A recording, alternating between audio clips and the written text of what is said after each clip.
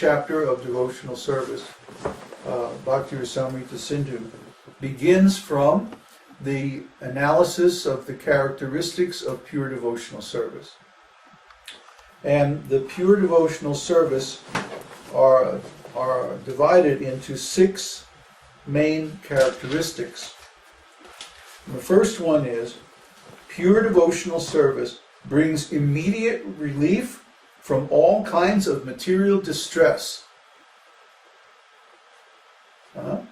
That's a very big statement.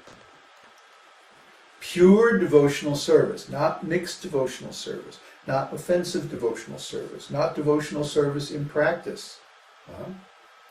Pure devotional service, the perfection, the ultimate goal, the topmost realization of devotional service brings immediate relief.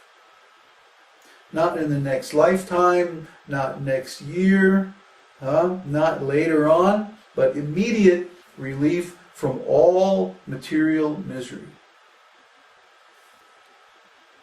So, try to understand. Material distress is simply due to our taking this body. Because we identify with the body, we think that everything that happens to the body, senses, or mind belongs to us.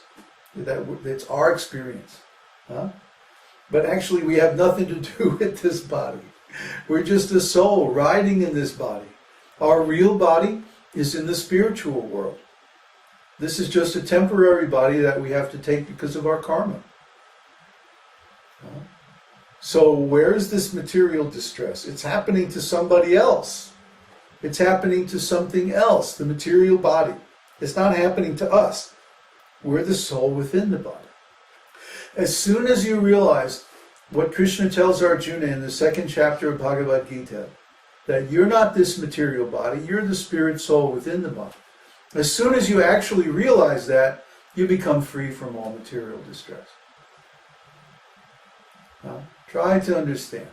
If you're experiencing material distress of the body or the mind, it is because you are identified with something that's not you. You're identified with the material body. The material body is just a vehicle. It's like a car. It's like saying, oh, my car hurts so bad. Nobody's going to talk like that because they know they're different from their car. So as soon as you know that you're different from your body, then you won't be subject to its distress or pleasures either. You see? So try to understand. Pure devotional service means complete realization of spiritual identity. When you attain that, there's no more material distress. Immediate. Just like if you chant any bona fide mantra very nicely, with full concentration, no distractions, and no offensive. Offenses in chanting are mostly conceptual offenses. They are based on a wrong understanding of who we are, who Krishna is, and how to serve him.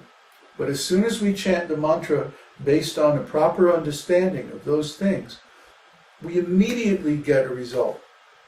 Krishna immediately reciprocates from the transcendental plane.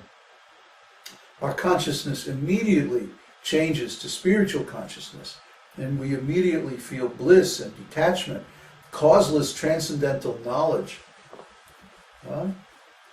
We get knowledge, we get realizations. For example, Haridas Thakur, who was the incarnation of chanting the holy name. In fact, he's called the Namacharya. That means the world teacher of chanting the holy name. He was illiterate. He couldn't read anything. And yet, he could speak at length on highly technical subjects in Vaishnava philosophy. Well, how is that? Because he was chanting practically 24 hours a day. Krishna gave him full realization of all transcendental knowledge.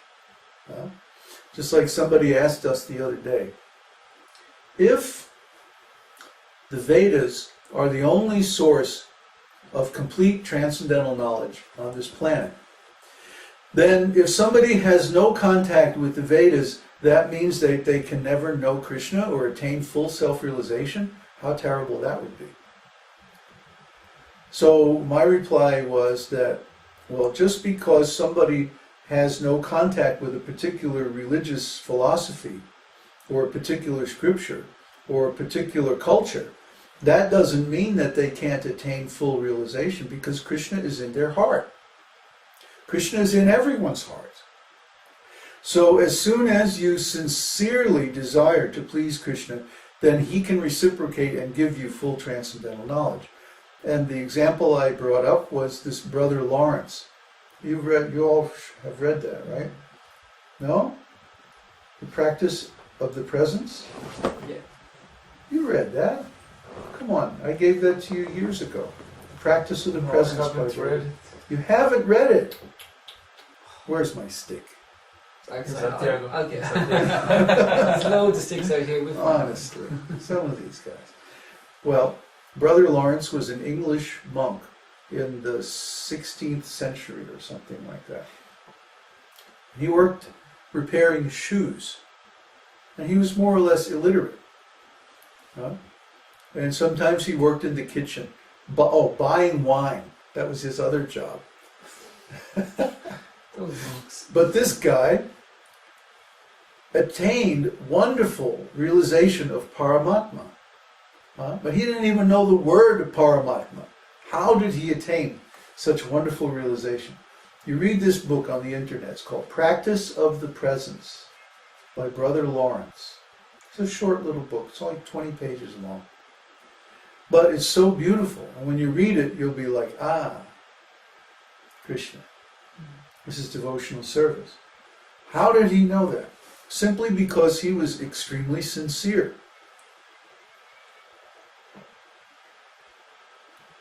He was utterly sincere, and therefore Krishna enlightened him from within. Anybody can attain that, and many, many have attained it. It's just that they're not famous, so we don't know about them. Probably they're very obscure, random people that we have no idea. The bad lady on the street could have Paramatma realization. Yeah, we would never know. Yeah. So the second one is that pure devotional service is the beginning of all auspiciousness. What is auspiciousness? It means good things are going to happen in the future. If something happens and someone says, oh, that's very auspicious, that means it's going to cause some good result in the future. So the holy name is the beginning of all auspiciousness. It's the cause of all auspiciousness.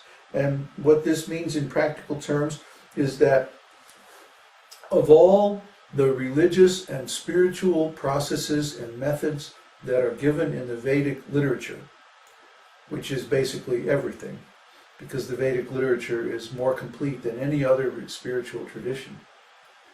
And of all those methods, the holy name is the source of all their power. I'll give you an example.